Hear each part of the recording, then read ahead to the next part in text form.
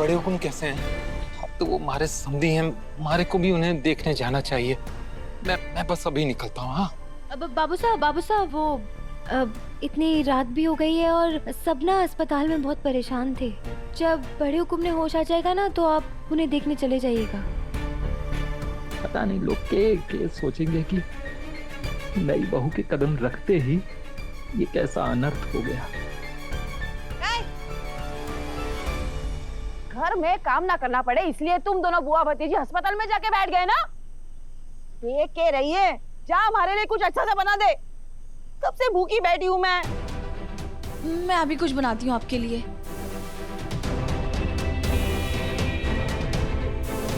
क्यों ड्राइवर जी, आप तो ऐसे चिंतित लागे हो जैसे कि आप ही के घर में कोई संकट आयो है। एक ही बात है, अब तो अभी तो रात बहुत हो गई है बाबू साहब, आप जाइए ना, जाकर सो जाइए।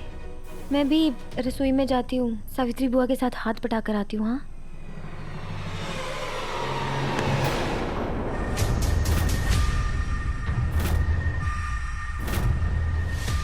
बड़ी जल्दी है घर में घुसने की। ऐसी कोई बात ना है मैडम। अभी समझते हैं कि इस वक्त घर के हालात ही कुछ ऐसे हैं कि सारी रीत पूरी ना हो सके हैं। एक बार बड़े हुकुम ठीक होकर लौट आए, उसके बाद ही सब कुछ करेंगे।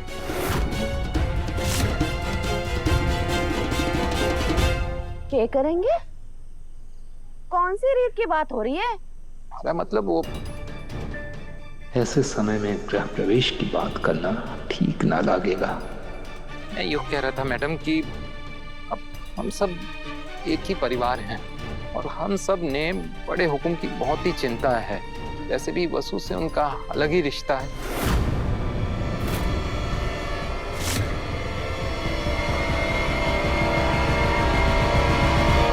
आधी रात में भांग खा कर आया है क्या अनाप शनाप बके जा रहा है? रिश्ता रीत हाँ?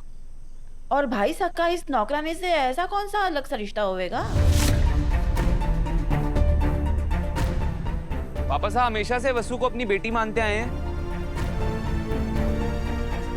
हाँ, पापा साहब ने हमेशा से घर की बहुओं को बेटी जैसा माना है और वसु को तो पहले दिन से बेटी जैसे प्यार करते हैं।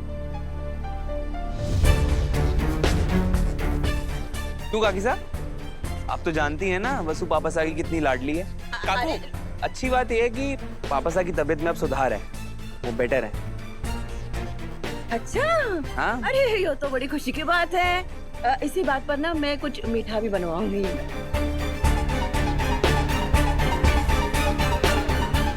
अरे हट ना, बीच में खड़ी है।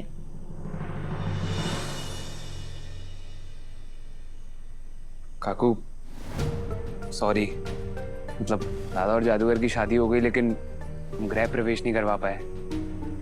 आप चिंता ना करें अभी बाबा, एक बार बड़े हुकुम ठीक होकर घर लौट आए, उसके बाद सारी रस्में खूब धूमधाम से निभाएंगे। तब तक मेरी भाभी साहब आपकी अमानत है, इनका ख्याल रखिए। चलो सु, बहुत रात हो गई। चल अच्छा।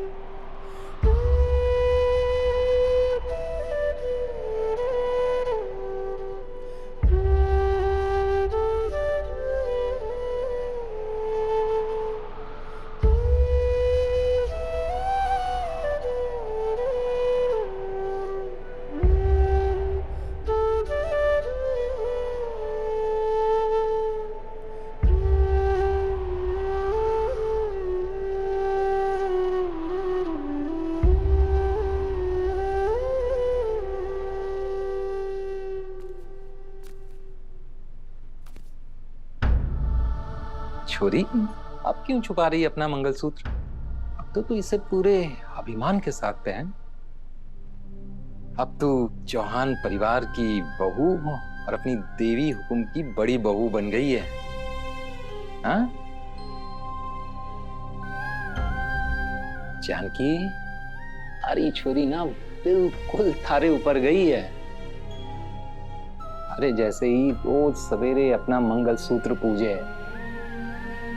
अब तू तो यहाँ ना है, पर थारे संस्कार, थारे आदर्श इसे मार्गदर्शन देवे हैं।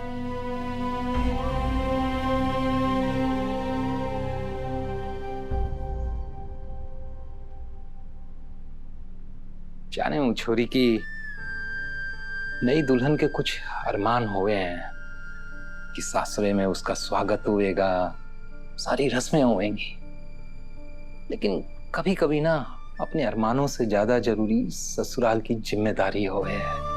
और तूने तो पहले भी इस घर परिवार के लिए इतना कुछ किया है, और अब तो वो थारा सासरा भी है ना। हाँ,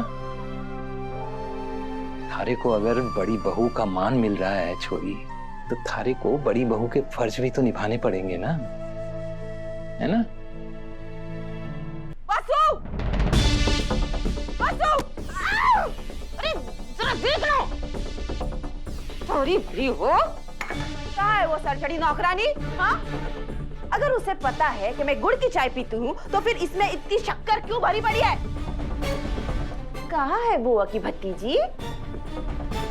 अभी तक आई ना है क्या? फोन लगा उसे, अभी के अभी फोन लगा। यो काम भी हमारे को ही करना पड़ेगा।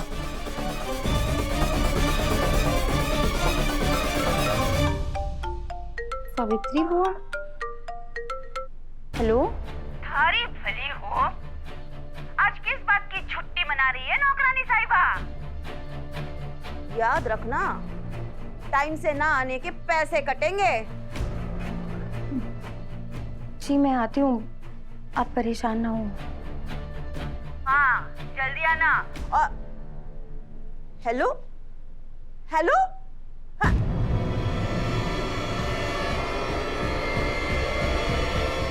आज इस नौकरानी की कुछ खैर नहीं। ले थारा चिप मोबाइल।